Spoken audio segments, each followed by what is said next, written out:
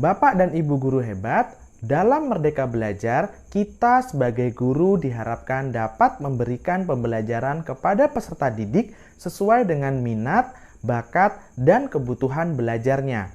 Lantas, strategi pembelajaran yang seperti apa yang dapat diterapkan di kelas untuk memenuhi keberagaman tersebut? Saya Waluyo Agus Widodo, guru SDN 1 Landasan Ulin Barat, Kota Banjarbaru, akan berbagi praktik baik pembelajaran berdiferensiasi yang pernah saya laksanakan di kelas.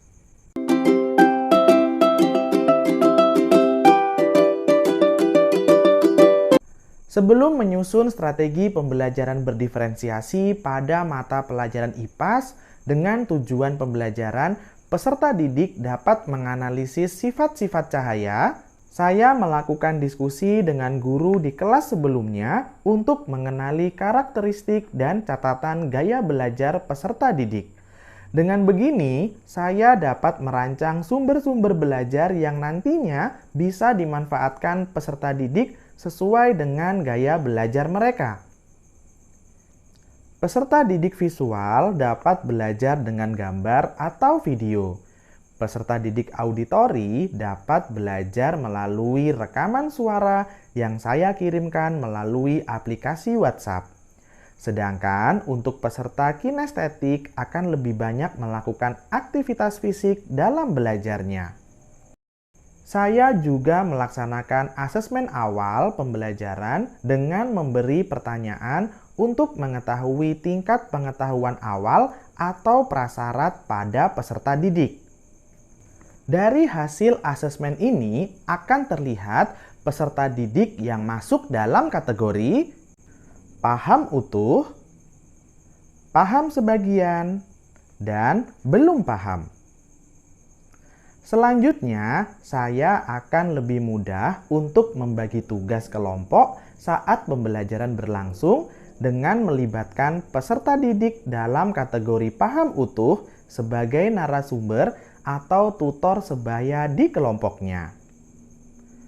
Dalam kerja kelompok, saya akan bertindak sebagai fasilitator dan memberikan intervensi yang lebih untuk peserta didik dalam kategori belum paham.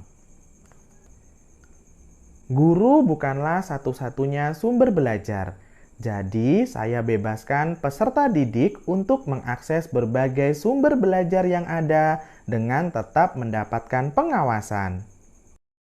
Setelah tugas kelompok selesai, maka saatnya untuk mempresentasikan hasil kerja kelompok mereka. Peserta didik diberikan kebebasan untuk mempresentasikan hasil kerja kelompok tentang sifat-sifat cahaya melalui berbagai media yang mereka inginkan.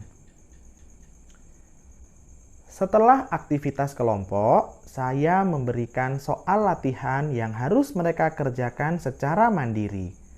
Dan di akhir pembelajaran, saya dan peserta didik menyimpulkan bersama pembelajaran yang sudah berlangsung.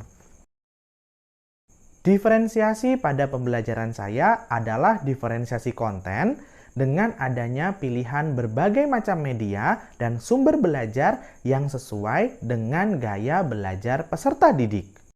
Diferensiasi proses tampak pada aktivitas belajar peserta didik baik secara kelompok maupun individu.